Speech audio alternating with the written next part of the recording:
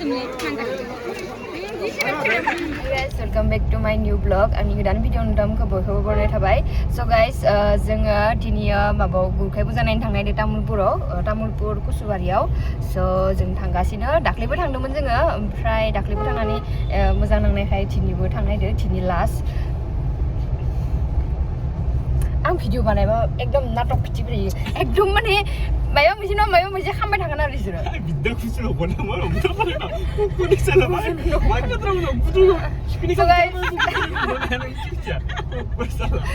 So guys, today बिदिबा आंनि भिडिअखौ स्टार्ट खालामसै and जोंनो थांगोन इसोरो थांगोन. So guys, today बिदिबा आंनि भिडिअखौ स्टार्ट खालामसै.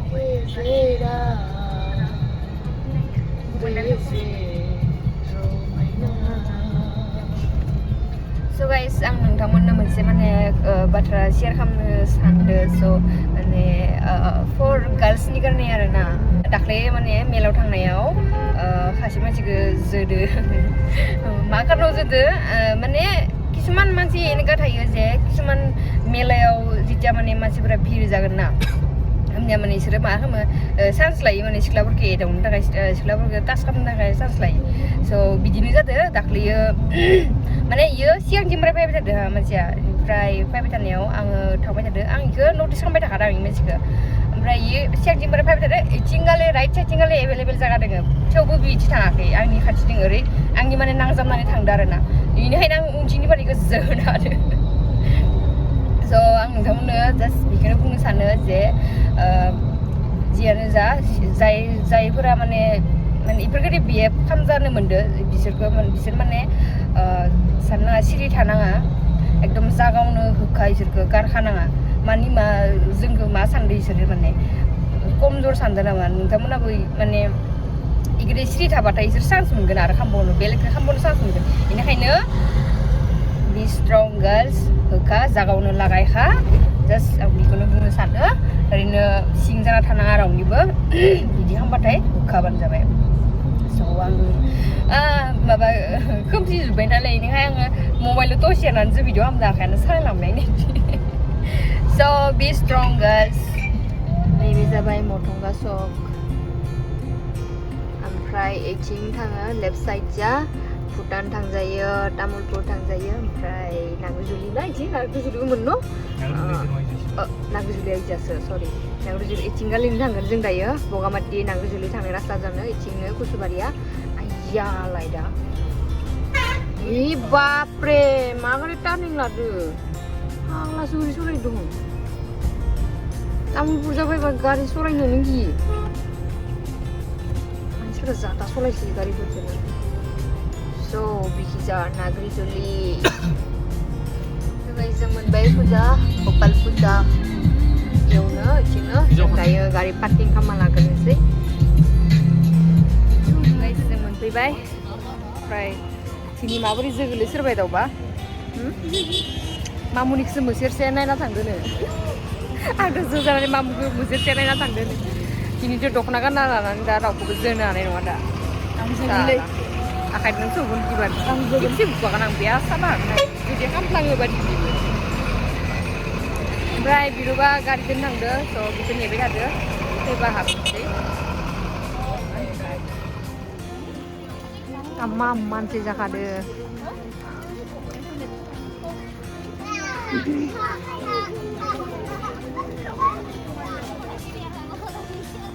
मा होननांदो एक्साइटेड ना?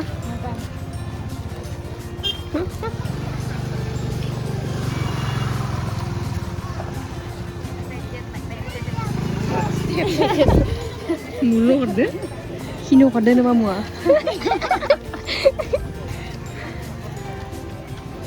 बेयाव फांसन जागासिनो.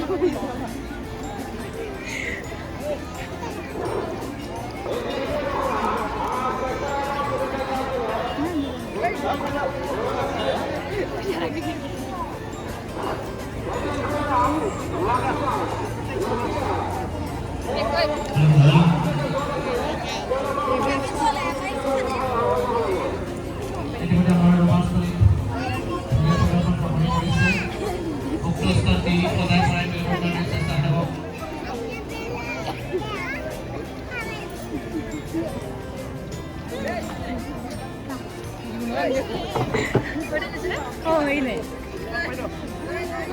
Bekuna na rumah. Rem koi kelai mai macam.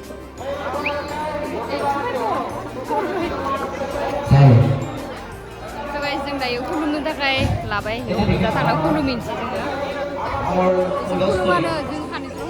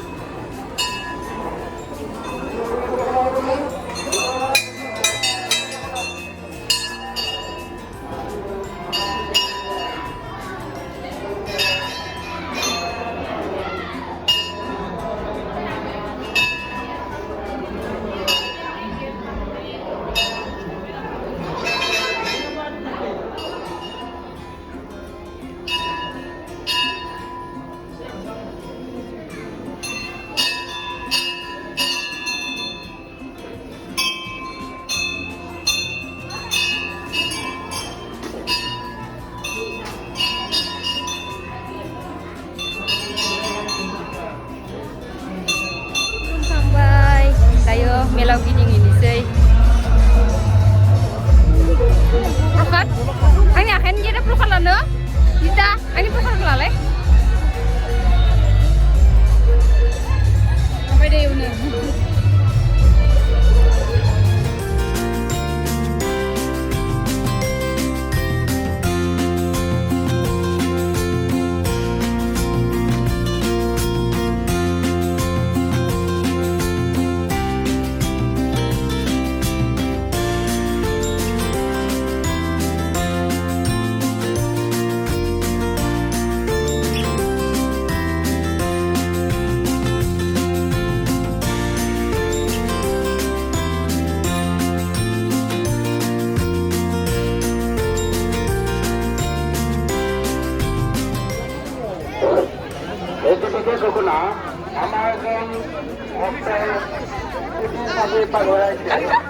मोटा नहीं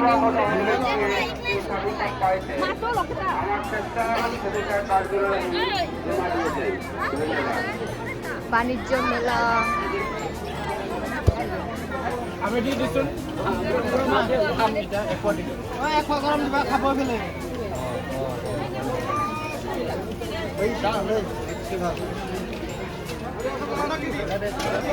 你必须那热水吗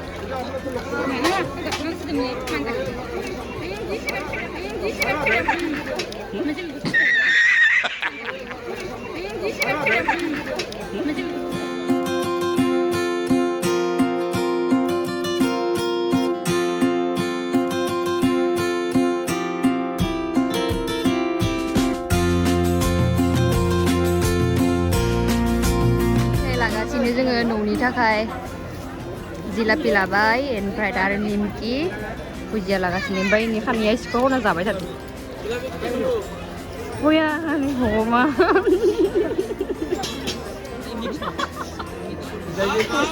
ओमफ्राय এই खासेयाथ' दाख्लै पकेटावसो इसे लाना जाबाय थादों बिदि ना बायाव मन पकेटावसो इसे जादों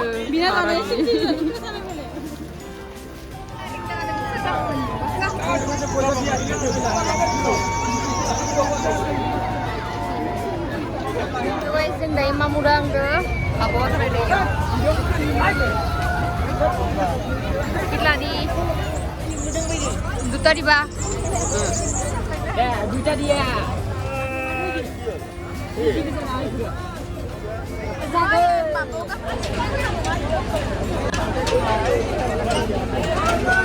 Lain lah kasihnya mamua.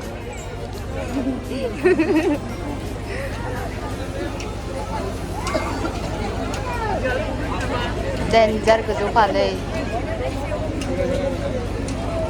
Finally ucini menmarsikan. Siri menbebas siri. Ucini menmarsikan. Betul. Ini na? Aku punya motor yang yung sinan ekdom.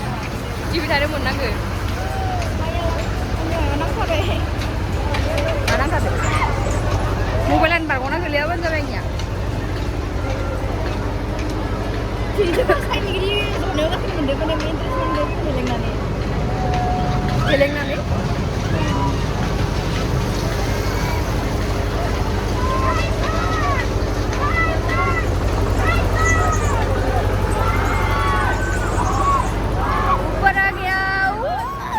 Wow guys, ini जाबाय गपाल फुजा मेला जागासिनो इथिंगालि किथुनो होनदोंना ओमफ्राय मानसिफोरा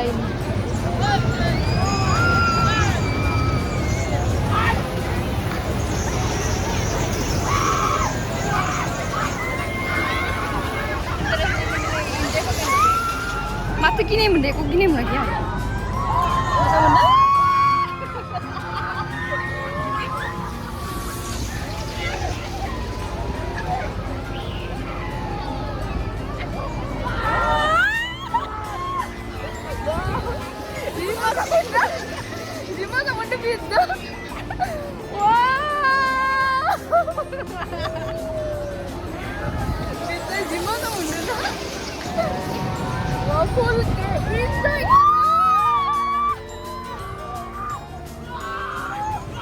Corona, mau bergelangan, pandang namamu.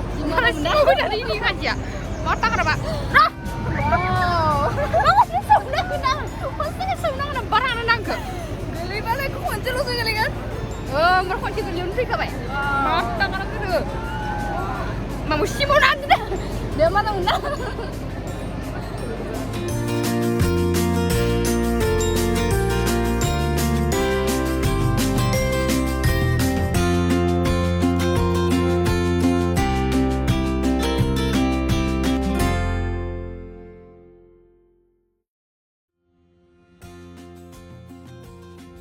So guys, जों दायो हटेलाव सानि हटेलाव मोनफैबाय and ओंखाम जागासिनो अमा फ्राय and अनला खारै ओमफ्राय बिथिंबो जागासिनो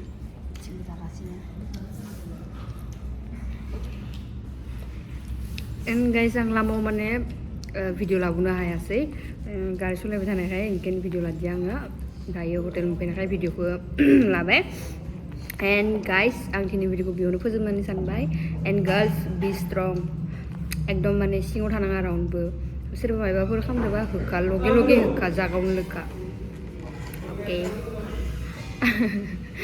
गाखाबाय आरो so guys thank you so much for watching and नोंथांमोना आंनि भिडिअखौ मोजां मोनोबा like comment share and subscribe जरुर करा ओके बाय बाय so guys जों दायो न'आव थांगासिनो हटेलनिफ्राय ओंखाम जानानै ओंखारबोबाय and दायो खैथा जाखोलै मुथा टाइम खैथा जाखो 11 जाबाय भाई दायो जों साब्रैबो थांगासिनो ओमफ्राय भाइटिया माबा हटेलाव थाबोबाय जों साब्रै थांगासिनो दायो